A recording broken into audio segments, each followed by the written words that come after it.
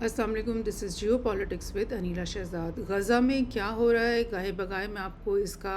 Overview देती रहती हूँ। लास्ट टाइम मैंने आपको बताया था कि तकरीबन तमाम जो पॉपुलेशन है पूरे गज़ा में वो नकल मकानी करते करते करते और रफ़ा के इस एंड टाउनशिप में पहुंच गई है। बिकॉज़ जब हमला शुरू हुआ था इसराइल की तरफ से तो सबसे पहले उन्होंने इधर जो नॉर्दर्न एंड था वहाँ से एंटर होने की कोशिश की और यहाँ पे गज़ा सिटी को, ये जो प्रॉपर गज़ा सिटी है इसको और इससे ऊपर वाले जो नॉर्दर्न मोहल्ले उनको पहले उन्होंने एनसर्कल करने की कोशिश की, उनके ऊपर उनको बाकी जगहों से तोड़ के काट करके अलग करने की कोशिश की और फिर इनके ऊपर ही इनके अंदर ही बहुत सारी बेशुमार यानी हमले होते रहे। जबलिया जो टाउनशिप है वो भी गज़ा सिटी के का एक हिस्सा समझ लें या उससे उसके बिल्कुल मज़ाफ़ात में एक और सिटी समझ लें, वो भी गज़ा के सिटी के साथ ही है। और यहाँ से मजबूर हो गए, पहले तो बहुत रेजिस्टेंस शो की गज़ा के लोगों ने, सिविलियंस ने, कि वो अपने घरों को ना छोड़े, लेकिन जब बेइंतहा बॉम्बिंग हुई, उनके तमाम बिल्डिंग्स को तो गिरा दिया गया, उनके तमाम हॉस्पिटल्स को तबाह कर दिया गया, स्कूल्स को तबाह कर दिया गया, उनके जो पहले ही जैसे अल शती कैंप है या और बहुत सारी जो रेफ्यूजी कैंप्स अंदर ही बने हुए थे उनको भी तबाह कर दिया गया। तो फिर मजबूर हो गए ये लोग कि यहाँ से नकल मकानी करके ये नीचे की तरफ आए, और नीचे की तरफ आने वाले एक इक्का दुक्का ही सड़कें हैं जो कि मेन सड़कें हैं जो कि यहाँ से पूरे गज़ा को जोड़ती हैं। बहरहाल इजरायली फ़ौजियों ने इस तरह के जो ओपन जगह थी इनके अंदर घुस के भी रास्ते काट दिए कि उनकी मर्ज़ी के बगैर लोग इधर से उधर जा भी ना सकें। इस तरह यहाँ पर भी एक खुले मैदानी इलाके, यहाँ पर भी उन्होंने अपनी फोर्सेस घुसा लीं। खान यूनिस पे उनके हमले हुए, वहाँ से भी उन्होंने मजबूर किया लोगों को निकलने के लिए, और बिलाकर अब वो रफ़ा के अंदर 15 से 20 लाख जो गज़ा के लोग हैं वो यहाँ पर इस वक्त पनाह गुज़ी हुए हुए हैं। और इसराइल की तरफ से मुसलसल ये लाइक थ्रेट आ रही है कि हम रफ़ा पे लाजमी हमला करेंगे। 2 दिन पहले रफ़ा की जो बॉर्डर पे जो एंट्री पॉइंट्स हैं जो सिनाई डेजर्ट के साथ लगते हैं उन पॉइंट्स के ऊपर भी इसराइल ने टैंक्स के साथ, यहाँ से उनके टैंक सेंटर हुए होंगे, उन्होंने वो गेट्स के ऊपर भी कब्ज़ा कर लिया और गेट्स बंद करके टैंक्स अपने अंदर खड़े कर दिए, अंदर रोल करके, ताकि जो रफ़ा के लोग हैं वो शदीद तौर पे हरासा हो जाए कि अब टैंक्स अंदर आ गए हैं और अब ये हमें नहीं छोड़ेंगे। और इससे के अलावा डेली बेसिस पे रफ़ा के अंदर थोड़ी बहुत कहीं ना कहीं बॉम्बिंग या कहीं ना कहीं फायरिंग वगैरह करके वो कुछ लोगों को डेली बेसिस पे शहीद कर रहे हैं। अब जो लेटेस्ट ख़बर है जिसके लिए मैं आपको ये मतलब ये पॉडकास्ट बना रही हूँ वो ये है कि दोबारा से जबलिया के टाउनशिप में फ़ाइटिंग शुरू हो गई है। बिकॉज़ आपको जैसे समझ में आ रहा है कि तमाम जो सिविलियन पॉपुलेशन है, औरतें हैं, बूढ़े हैं और ख़वातीन हैं और बच्चे हैं और उसके अलावा और नौजवान भी होंगे, वो सब तो मजबूर होकर रफ़ा में पनाह गुज़ीन हो गए। लेकिन जो फ़ाइटर्स हैं, जो कि जवान हैं, जो कि वॉलंटियर करके हमास की फ़ाइटिंग फ़ोर्स में शामिल होते रहे हैं और जिनका कब्ज़ा तमाम जो अंडरग्राउंड टनल सिस्टम है, वो कहते हैं कि हज़ारों मीटर लॉन्ग टनल सिस्टम है जो कि इस पूरे गाज़ा के नीचे से गुज़र रहा है, वो उन सब टनल सिस्टम्स पे और तमाम जो ये इलाके हैं इनमें जो उनके हाइडिंग पॉइंट्स बेशुमार होंगे वहाँ पर तो वो मौजूद है। तो अब ये इसराइल ने ये किया है कि उसने दोबारा से जबलिया के ऊपर अटैक कर लिया, यानी वो यहाँ से उनके टैंक्स और उनके फ़ौजी दोबारा एंटर हुए होंगे और उन्होंने जबलिया पे अटैक कर दिया है और वहाँ पर एक फ्यूरियस फाइटिंग हो रही है। लाइक इट्स नॉट कि उनको कोई फाइटिंग नहीं अब मिल रही या रेजिस्टेंस नहीं मिल रही, ऐसा नहीं है, बल्कि बेइंतहा रेजिस्टेंस उनको मिल रही है। ये कुछ न्यूज़ हम देख लेते हैं। Furious clashes as Israeli troops invade Jabalia, यानी दोबारा से उनका यहाँ घुस आना टैंकों समेत, अपने फ़ौजियों समेत, अपनी बख्तर-बंद गाड़ियों समेत, और आ कर के ये समझ के कि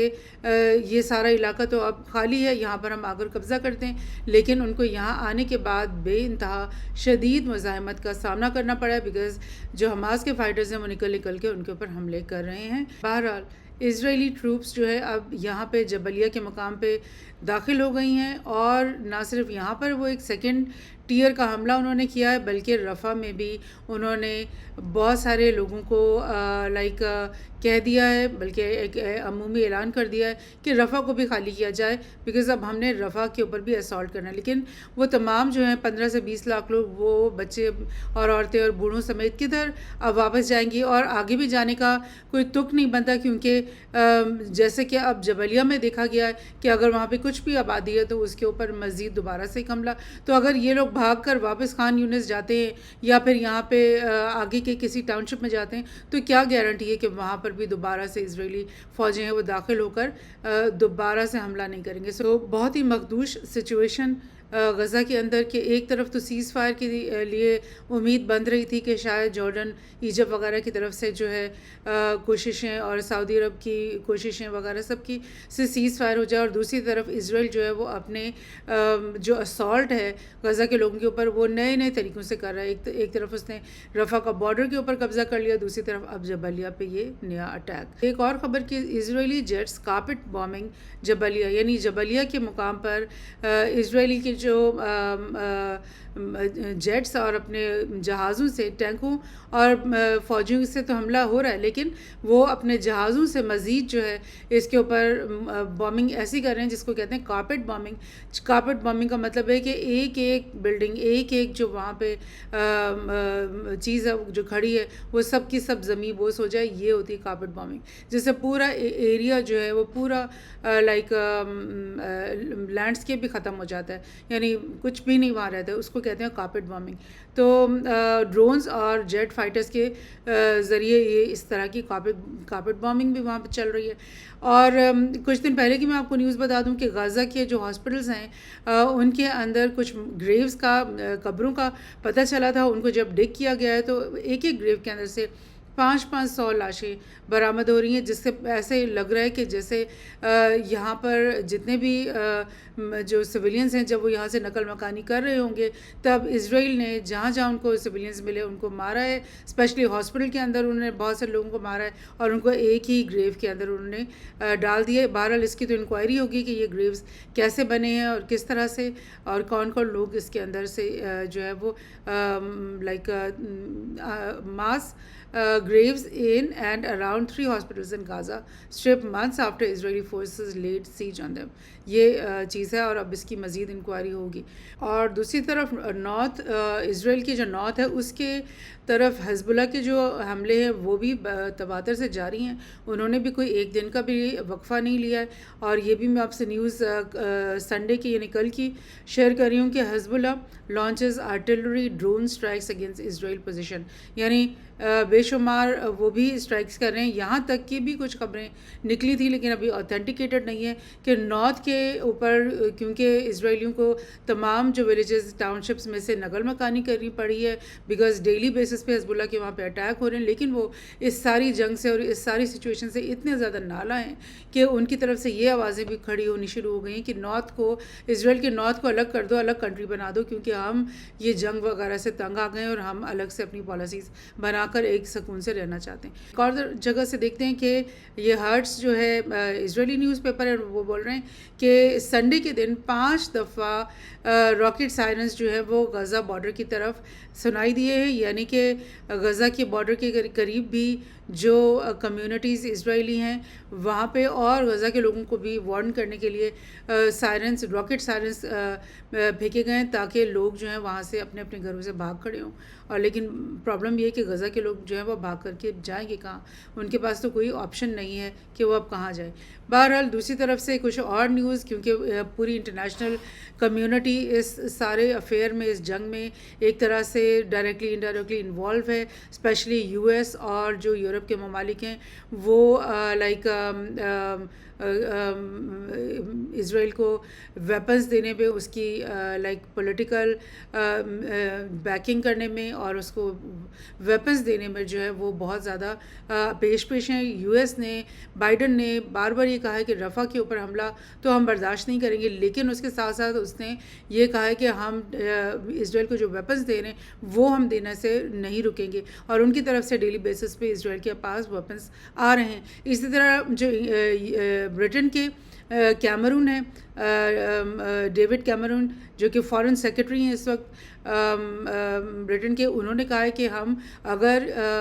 اسرائیل کو ویپنز دینا چھوڑ دیں تو اس سے کیا ہوگا کہ حماس اسٹرینگتھن ہوگا، اور حماس کو وہ کہتے ہیں ایک ٹیررسٹ آرگنائزیشن. وہ یہ تو کہتے ہی نہیں ہیں کہ حماس جو ہے وہ غزہ کی جو لوگ ہیں جن کے اوپر 7 دہائیوں سے جینوسائیڈ ہو رہا ہے، اپارتھائڈ ہو رہا ہے، ان کی آزادی کے لیے، اپنی آزادی اور خود مختاری کے لیے وہ لڑے ہیں، فریڈم فائٹرز ہیں. یہ تو نہیں وہ کہتے، وہ تو کہتے ہیں کہ وہ ٹیررسٹ ہے، اور وہ کہتے ہیں کہ اگر ہم نے اسرائیل کو جو ہے ویپنز دینا چھوڑ دیا تو حماس اس سے اسٹرینگتھن ہوگا. ایک اور بڑی انٹرسٹنگ نیوز جو کہ